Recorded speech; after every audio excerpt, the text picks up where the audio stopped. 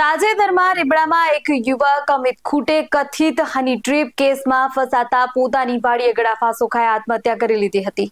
મૃતકે આપઘાત પહેલા લખેલી સુસાઇડ નોટ મળી આવી હતી, જેમાં રીબડાના અનિરુદ્ધસિંહ જાડેજા અને તેના પુત્ર રાજદીપસિંહ તેમજ પૂજા રાજગોર અને એક સગીરા દ્વારા કાવતરું રચી હની ટ્રેપમાં ફસાવ્યાનો આક્ષેપ કરવામાં આવ્યો હતો।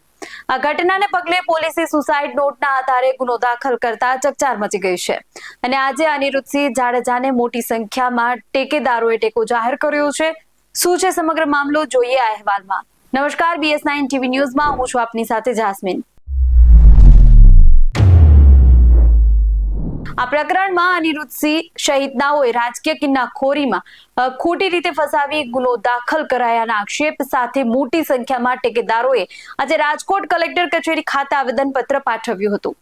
માહિતી મુજબ અમિત ખૂટ નામના યુવક સામે સગીરા સામે દુષ્કર્મ આચર્યા અંગે પોલીસ ફરિયાદ નોંધાયા બાદ તેણે આત્મહત્યા કરી લીધી હતી। મૃતકની સુસાઇડ નોટમાં ઉલ્લેખ હતો કે અનિરુદ્ધસિંહ જાડેજા, રાજદીપસિંહ અને પૂજા રાજગોર અને એક સગીરાએ મળી ખોટી રીતે ગુનો દાખલ કરાવતા તેણે આ પગલું ભર્યું હતું।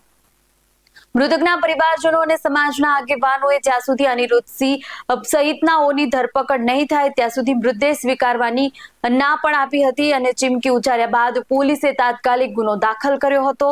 ઉચ્ચ પોલીસ અધિકારીઓએ આરોપીઓની ધરપકડ અને ન્યાયિક તપાસની ખાતરી આપ્યા બાદ મૃતદેહ સ્વીકારવામાં આવ્યો હતો।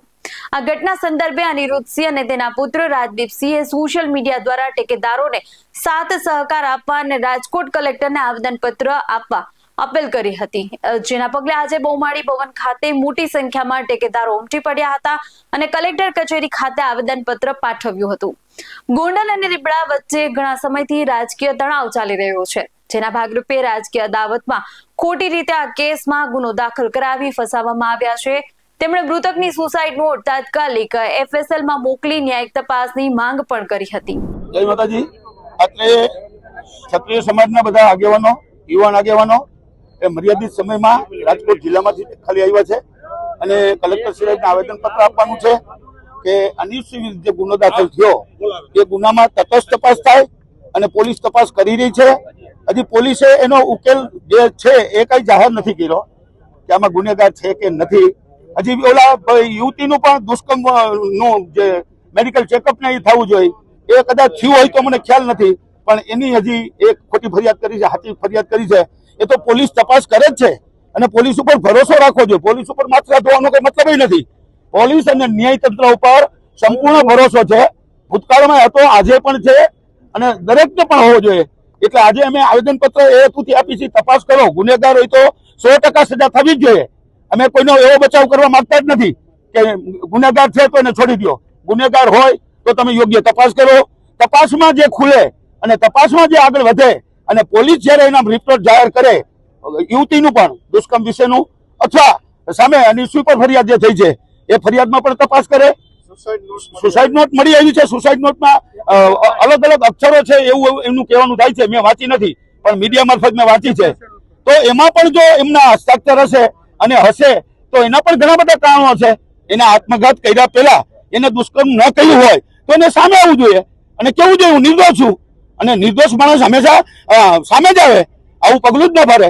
આવું પગલું ભરવાનું કારણ પણ હોઈ શકે, પણ આપણે તો એને શ્રદ્ધાંજલિ આપીએ છીએ જે હોય, પણ આમાં તટસ્થ તપાસ થવી જોઈએ એવી ક્ષત્રિય સમાજની માગણી છે અને ક્ષત્રિય સમાજના અગ્રણી પણ છે અનિરુદ્ધસિંહભાઈ અને 18 વર્ણ અત્યારે આવેલા છે।